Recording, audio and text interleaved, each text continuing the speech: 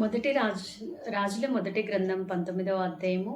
మరి ఆ యొక్క 4-8 వచనాలు అంటే ఇవి మాత్రమే కాదు. ఆ యొక్క అధ్యాయం మొత్తం చూసుకున్నట్లయితే గనక ప్రవక్త అయినటువంటి ఏలియా జీవితంలో ఒక గొప్ప సంఘటన అనేది అక్కడ కనిపించడం అనేది జరుగుతుంది కదా. మరి గొప్ప విజయాన్ని పొందుకున్న తర్వాత ఏలియా మరి యెజెబెల్ అనేటటువంటి ప్రవక్త మరి ఏలియాని చంపుతానని బెదిరించడం వలన ఆయన భయపడిపోయి మరి ఆయన అరణ్యంలోకి వెళ్ళిపోయి ఒక బదరీ వృక్షం కింద కూర్చొని ఇంకా ప్రార్థన చేస్తూ ఉంటాడు. ఏమని అంటే, నా పితరుల కంటే నేను ఎక్కువ వాడని కాదు కాబట్టి ఇంకా చాలు, నన్ను తీసుకో అని, అంటే నన్ను మరణింప చేయము అనేసి ఇంకా ఆయన ఏలియా గారు ప్రార్థన చేస్తూ ఉంటారనమాట. ప్రార్థన చేసి మరి ఆ బదరీ వృక్షం కింద పడుకున్నప్పుడు మరి దేవుని యొక్క దూత ఆయన దగ్గరికి వచ్చి ఏలియా లే అనేసి చెప్పి ఆ యొక్క అగ్నితో కాల్చబడినటువంటి ఒక అప్పము మరి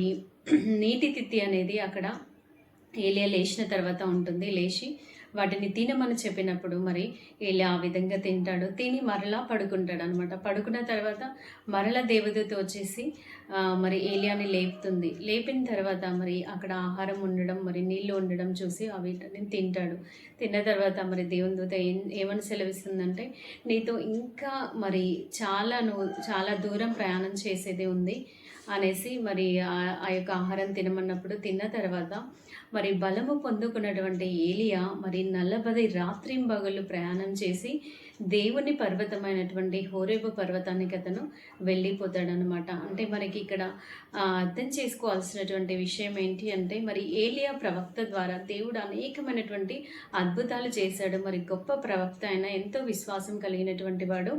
మరి అంతకు ముందు మరి 18వ అధ్యాయంలో చూసుకుంటే కనుక ఆయన ద్వారా గొప్ప విజయం అనేది మరి పొందుకున్నాడు. అయినప్పటికీ ఆయనలో ఒక నిరుత్సాహం అనేది, మరి బలహీనత అనేది, మరి ఒక భయం అనేది యెజెబెలు ద్వారా ఆయనలో మరి వచ్చినప్పుడు ఆయన ఇంకా నా వల్ల కాదు, నేను ఇంకా అలసిపోయాను అనేసి మరి నిరుత్సాహపడేసి మరి ఆయన సొమ్మసిల్లిపోయి ఆ యొక్క బదరీ వృక్షం కింద కూర్చున్నటువంటి ఏలియాకి దేవుడు ఏ విధంగా అయితే మరి దర్శనమిచ్చాడో, మరి మన జీవితాల్లో కూడా అనేక మార్లు మనము ఎంతో విశ్వాసంగా కనిపిస్తాం. మనం వాక్యం చెప్పగలిగేటటువంటి దేవుడి పనిలో వాడబడుతున్నప్పటికీ కూడా కొన్నిసార్లు భయం మనలో వస్తుంది, నిరాశ మనలో వస్తుంది, మరి సొమ్మసిల్లిపోతాం.